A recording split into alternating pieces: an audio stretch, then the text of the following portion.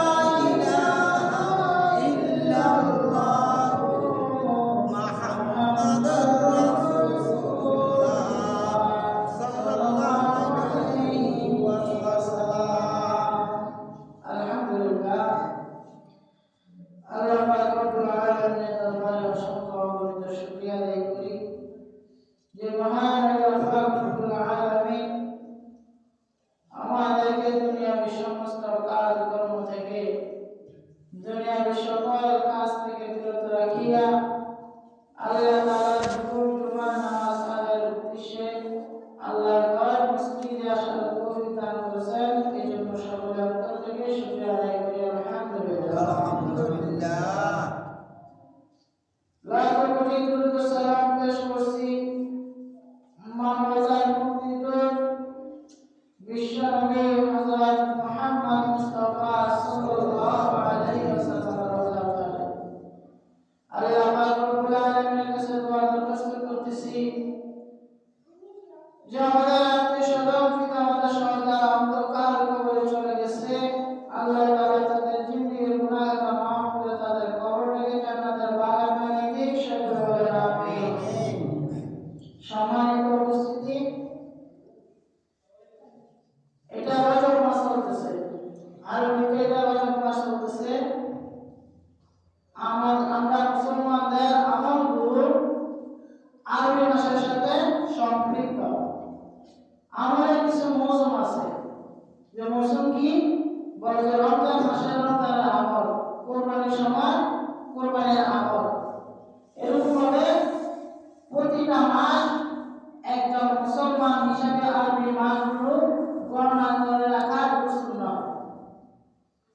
আরবি মাসগুলো এই জন্য গণনা করে রাখবো যাতে আল্লাহ তাআলা হুকুমগুলো সময় মতো সঠিকভাবে আদায় করতে পারি। এই জন্য আরবি মাসগুলো গণনা রাখা। কোন একটা এলাকার ভিতরে যত মানুষ আছে প্রত্যেকের ভিতরে এই আরবি মাস গণনা করা হচ্ছে সুন্নাতে মুআক্কাদা কিফায়া। সুন্নাতে মুআক্কাদা কিফায়া অর্থাৎ একটা সমাজ, একটা গ্রামের কোন একজন মানুষ যদি আরবি মাসকে গণনা না রাখে তাহলে সুন্নাতের খেলাপ করার কারণে সে গুনাহগার হবে। কিন্তু কেউ যদি একজন যদি এই মাসটা গণনা রাখে তাহলে সকলের পক্ষ থেকে আদায় করা হয়ে যায়। যেমন জানাজা নামাজ পড়ে কিফায়া, এরকম সুন্নাতে কিফায়া এটা হচ্ছে কি আরবি মাস গণনা করা। যাই হোক, এগুলো কেন আল্লাহ তাআলা যে সমস্ত হুকুম আহকামগুলো আছে আমরা মুসলমান হিসেবে এগুলো আদায় করবো আরবি মাসের সাথে হিসাব করে। এই জন্য রজব মাস আমাদের কাছে এসে গেছে। আজকে রজব মাসের 3 তারিখ। রজবের পরে শাবান, শাবানের পরে হচ্ছে রমজান। তাহলে সে রমজান মাস আমাদের অতি নিকটে চলে আসছে। এই মাস থেকেই রমজানের প্রস্তুতি গ্রহণ করা।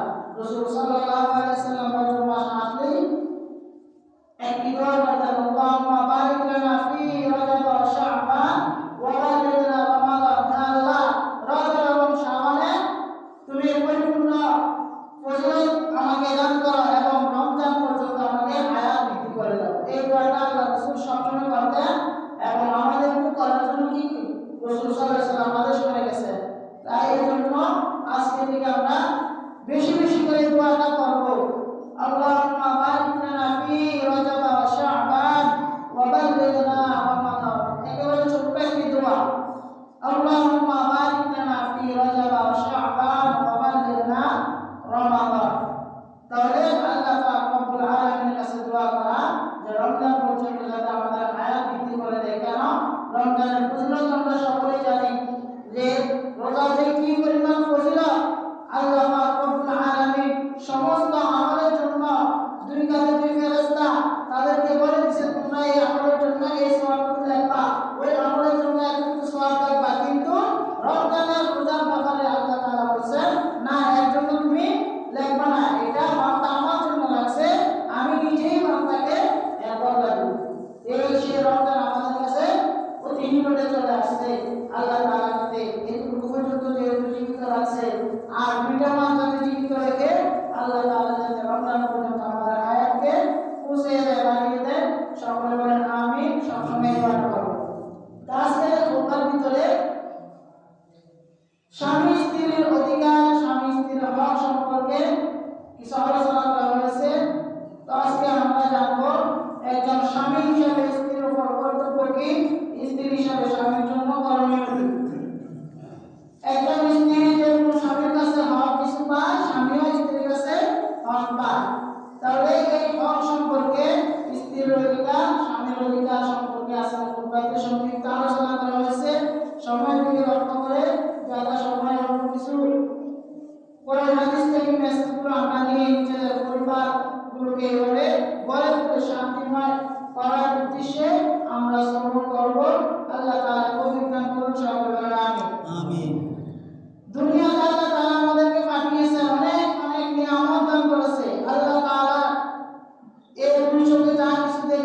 বাকি সবই কিছু আল্লাহ তাআলার নিয়ামত, আল্লাহ তাআলার দান। এগুলো আমাদের জন্য শান্তির জন্য, ভোগ করার জন্য আল্লাহ তাআলা আমাদেরকে দিয়েছে।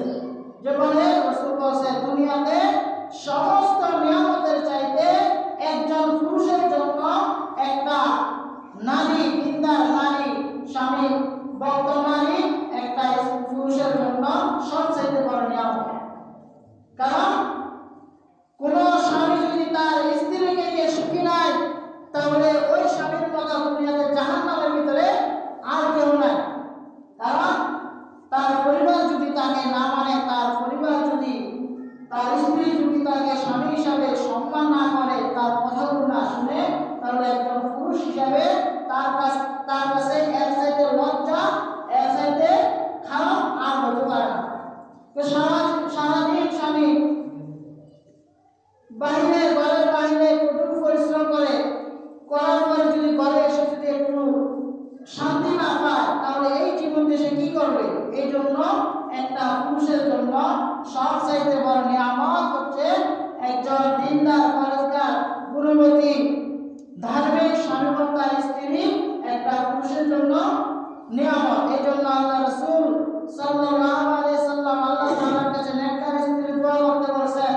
আল্লাহ তাআলা নিজে কোরআনুল কারীমের ভিতরে শিক্ষা দিয়ে দিয়েছেন, রব্বানা হাব লানা মিন আজওয়াজিনা ওয়া যুররিয়াতিনা কুররাতা আয়ুনিন ওয়াজআলনা লিল মুত্তাকিনা ইমামা। আল্লাহ তাআলা আমাদেরকে শিক্ষা দিয়ে বলতেছেন যে তোমরা, আমি আল্লাহ তাআলার কাছে এমন একটা স্ত্রী চাও যে স্ত্রীটাকে নিয়ে তুমি দুনিয়াতে শান্তি মতো চলতে পারবা। দিনের কাজগুলো একটা নেককার স্ত্রী হিসেবে তুমি যাতে পাও, এরকম একজন স্ত্রী তুমি আমার কাছে দোয়া করো। আর দোয়া করো মুত্তাকিনা ইমামা, তোমাকে যাতে একজন মুত্তাকি ইমামের বাবা বানিয়ে দেয়। সুবহানাল্লাহ। এই যে দোয়াটা আল্লাহ তাআলা শিক্ষা দিয়ে দিয়েছেন, আমরা অনেক জানি না। এই জন্য তো বিবাহের আগে আমরা দোয়া করি না, আল্লাহ তাআলার কাছে সাহায্য চাই না, আমরা নিজেরাও স্ত্রীর হকগুলো আদায় করি না। বিবাহ করার সময় একটা যে দিনদারকে বিবাহ করবো, এই খোঁজ আমরা করি না। দেখি একটু সুন্দর, দেখি ধন সম্পদ, এগুলো দেখি আমরা যখন বিবাহ করি। এই কারণে আমাদের সংসারের ভিতরে অশান্তি সবসময় লেগে থাকে। স্ত্রীর হকগুলো যখন স্বামী আদায় না করে, তাহলে ওই স্ত্রী কিভাবে স্বামীর হকগুলো আদায় করবে? মহারানা ধার্য করছে, মহারানা দেওয়া হয় না। স্ত্রীকে যে তার তো একটা সম্মান আছে, স্বামী সম্মান দেয় না, তাহলে ওই স্ত্রী কিভাবে স্বামীকে সম্মান করবে? এই জন্য একটা নেককার স্ত্রী স্বামীর জন্য সবচেয়ে বড় নিয়ামত। আল্লাহ তাআলা ওয়া মিন আয়াতিহি আন খালাকা লাকুম মিন আনফুসিকুম আজওয়াজান লিতাসকুনু ইলাইহা ওয়া জা'আলা বাইনাকুম মাওয়াদ্দাতান ওয়া রাহমা ইন্না ফী যালিকা লাআয়াতিন লিকাওমিন ইয়াতাফাক্কারুন।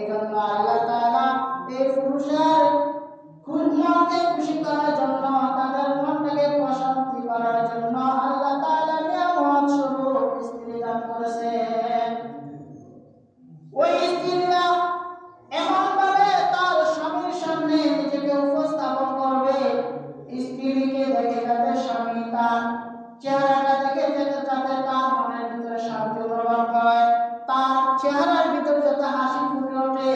একটা স্ত্রী হিসেবে তার কর্তব্য তার স্বামীকে সর্বদা খুশি রাখা। তার স্বামী যখন যাহা প্রয়োজন, তার একটা স্ত্রীর জন্য কর্তব্য হচ্ছে তার স্বামীর সকল চাহিদা পূরণ করা। নিজেকে এমন ভাবে তার স্বামীর সামনে উপস্থাপনা করবে, স্বামী যাতে তাকে দেখে খুশি হয়ে যায়, মুখের ভিতরে একটা হাসি দেয়। আল্লাহ রাসূল বলেন, কোন স্ত্রীকে দেখে যদি তার স্বামী যদি তার চেহারা দেখে যদি খুশিতে যদি একটা হাসি দিয়ে দেয়, আল্লাহ তাআলা উভয়জনকে সদকা করার সওয়াব দান করে দেয়। স্বামী স্ত্রী একজন আরেকজনকে যখন দেখে মহব্বতের দৃষ্টিতে তাকায়, আল্লাহ তাআলা তাদেরকে কি করে সদকা করার সওয়াব দান করে। যখন কোন স্ত্রীর উপর তার স্বামী খুশি, আল্লাহ তাআলা ওই স্ত্রীর উপরও খুশি। আল্লাহ রাসূল জনাব মুহাম্মদ মুস্তাফা সাল্লাল্লাহু আলাইহি সাল্লাম একদিন ফাতেমার বাড়িতে গেলেন। যাওয়ার পরে দেখে যে আলী বাড়িতে নাই। জিজ্ঞাসা করেছিলেন যে ফাতেমা, আলী কোথায়? বলে যে আলী রাত করে চলে গেছে। তখন রাসূল ফাতেমাকে কি বললেন যে ফাতেমা, তুমি জেনে রাখো, তুমি হতে পারো আমার কন্যা, আমি রাসূলের কন্যা হতে পারো, তুমি জান্নাতি নারীদের নেত্রী হতে পারো, তুমি জান্নাতি সেই দুই যুবকের নেতৃত্ব যারা দিবে হাসান হুসাইনের মা হতে পারো। কিন্তু ওই জান্নাত তুমি ততক্ষণ পর্যন্ত পাবে না যতক্ষণ তোমার স্বামী তোমার উপরে খুশি না হয়। এই জন্য একটা স্ত্রীর উপরে যখন স্বামী খুশি থাকে, আল্লাহ তাআলা তার উপরে কি খুশি থাকে। রাসূল সাল্লাল্লাহু আলাইহি সাল্লাম বলেন, কোন স্ত্রী এমন অবস্থায় যদি মারা যায় যে তার স্বামী তার উপর সন্তুষ্ট, তার স্বামী তার উপর সন্তুষ্ট, তার উপরে খুশি, আল্লাহ রাসূল বলেন ওই স্ত্রীর জন্য জান্নাত ওয়াজিব হয়ে যায়, জান্নাত ওয়াজিব হয়ে যায়। এই জন্য প্রতিটা নারীর জন্য কর্তব্য তার স্বামী সেবা যত্ন করা। তার স্বামীর সামনে এমন ভাবে, নারীরা সারাদিন বাড়িতে থাকে, কাজকর্ম করে, স্বামী যখন বাড়িতে আসে স্বামীর সামনে এমন ভাবে যায় যে গায়ে থেকে গন্ধ আসে, পুরান জামা ছিঁড়া জামা এগুলো গায়ে দিয়ে স্বামীর সামনে যায়, তাহলে ওই স্বামীটা স্ত্রীর প্রতি কেবল আসক্ত হবে। এই কারণে আজকে পুরুষেরা নিজের স্ত্রীকে রেখে অন্য নারীর প্রতি আসক্ত হয়ে যায়। তারা এরকম ভাবে অন্য নারীদের সাথে সম্পর্ক করে, একমাত্র ঘরের স্ত্রী নিজেকে তার স্বামীর সামনে ওইরকম ভাবে উপস্থাপনা করে না, এমন ভাবে নিজেকে দাঁড় করায় যে স্বামী তার উপর যে মহব্বত করবে, তার প্রতি যে একটা মায়া জন্মাবে, তার নারী পুরুষ হিসাবে যে স্বামীর প্রতি নারীদের কাছে যেরকম একটা আকর্ষণীয়, সেটা ওই স্ত্রী ওইভাবে নিজেকে উপস্থাপন করে না, যার কারণে একটা পুরুষ খারাপ হয়ে যায়, তার নজর খারাপ হয়ে যায়, অন্য নারীদের প্রতি সে আসক্ত হয়ে যায়। এই কারণে এর জন্য স্ত্রীরা দায়ী, কারণ নিজেকে ওইরকম ভাবে স্বামীর সামনে উপস্থাপনা করে না। সারাদিন যারা কাজকর্ম করে সে তো জানে যে তার স্বামী কখন আসবে। সে একটা নারী তখন সারাদিন কাজকর্ম করবে, স্বামী আসার আগে আগে গা গোসল ধুয়ে নিজেকে পরিপাটি করে, সুন্দর জামা পরে, চুলগুলো সুন্দর করে আশ্রয় যখন স্বামীর সামনে উপস্থাপনা হবে, স্বামী তাকে দেখে খুশি হয়ে যায়। এবং কি যখন ঘরের ভিতরে যাবে, গরমকাল হলে যদি হাতটা ধরে যদি গোসলখানায় নিয়ে যায়, গা গোসল ধোয়াই একটু ঠান্ডা শরবত গুলে দেয়, কারেন্ট না থাকলে হাত পা যদি বাতাস করে দেয়, তাহলে ওই স্বামীটা ওই স্ত্রীকে অত্যন্ত ভালোবাসবে, মহব্বত করবে, অন্য নারীর প্রতি তার এরকম কুনজর যাবে না। কিন্তু আমাদের মা বোনেরা কি করে, স্বামী ঘরে আসলে ঝগড়া, স্বামীর সাথে সুন্দর করে কথা বলে না, কিন্তু রাস্তাঘাটে বের হলে দোকানদারের কাছে গিয়ে খুব সুন্দর মিষ্টি আলাপ করে, দেওয়ারের সাথে কথা বলে সুন্দর করে, কিন্তু স্বামীর সাথে কর্কশ ভাষায় কথা বলে, সারাক্ষণ ঝগড়া জাতিতে লিপ্ত থাকে, তাহলে ওই পুরুষটা কিভাবে নারীর প্রতি আকৃষ্ট হবে, তার প্রতি কিভাবে প্রেম মহব্বত ভালোবাসা জন্মাবে। এজন্য প্রতিটা নারীর জন্য কর্তব্য তার স্বামীকে কিভাবে খুশি হয় ওইভাবে তার দৃষ্টি রাখা, লক্ষ্য রাখা। আল্লাহ রাসূল মুহাম্মদ মুস্তাফা সাল্লাল্লাহু আলাইহি ওয়াসাল্লাম বলেন, লাউ কুনতু আমিরা আহাদিন আন ইয়াসজুদ